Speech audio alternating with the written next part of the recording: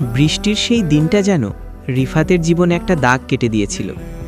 সেদিনের পর থেকে সবকিছু আগের মতো থাকলেও রিফাত আর আগের মতো ছিল না। তার ভেতরে কিছু একটা বদলে গেছে। প্রতিদিন বিকেল হলেই তার মনটা অদ্ভুতভাবে অস্থির হয়ে উঠত। কাজের মাঝে হঠাৎ করে থেমে যেত।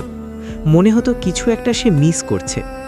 আর সেই কিছু একটার নাম সে খুব ভালো করেই জানত, নীলা।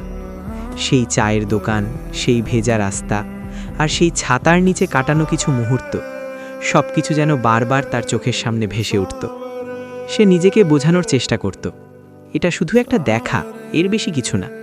কিন্তু তার মন একদমই মানতে চাইত না। অবশেষে একদিন বিকেলের দিকে আকাশটা আবার মেঘলা হয়ে উঠল। হালকা বাতাস বইছে, যেন বৃষ্টি নামার অপেক্ষা।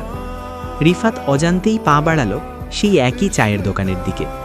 সে দাঁড়িয়ে রইল, চা নিল, কিন্তু চায়ে মন নেই।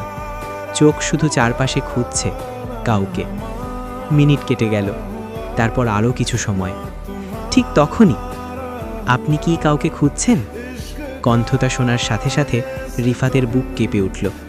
এই কণ্ঠটা সে ভুলতে পারেনি।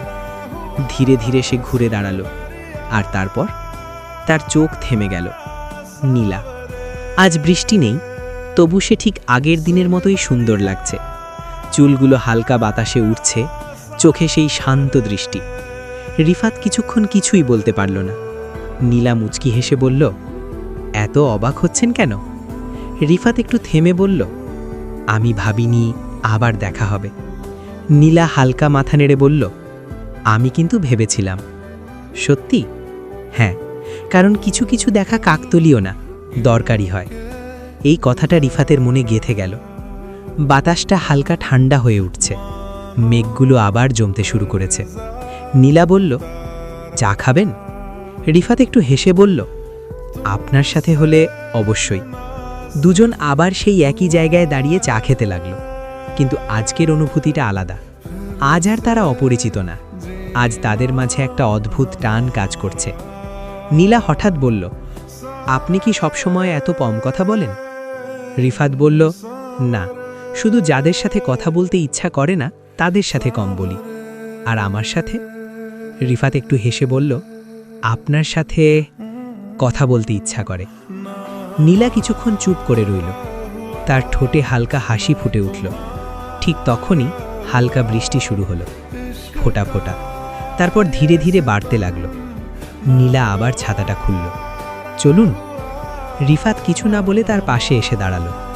একই ছাতার নিচে আবার হাঁটা শুরু। কিন্তু আজকের হাঁটাটা আগের দিনের মতো না।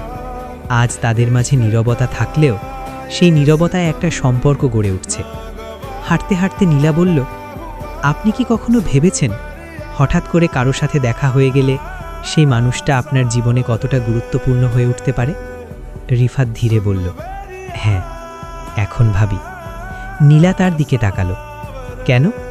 রিফাত কিছুক্ষণ চুপ থেকে বলল, কারণ আমি বুঝতে পারছি কিছু মানুষ আসে আর জীবনটাই বদলে দেয়। নীলা কিছু বলল না, শুধু তার চোখে একটা গভীর অনুভূতি ফুটে উঠল। বৃষ্টি তখন একটু জোরে নামছে। রাস্তার আলো জ্বলে উঠেছে, চারপাশে এক ধরনের নরম অন্ধকার। তারা হাঁটতে হাঁটতে সেই একই মোড়ে এসে দাঁড়ালো, যেখানে প্রথমবার বিদায় হয়েছিল। নীলা থামল। আজকের দিনটা কেমন লাগলো? রিফাত একটু হাসল। ভালো না, খুব ভালো। নীলা হালকা হেসে বলল, আমারও।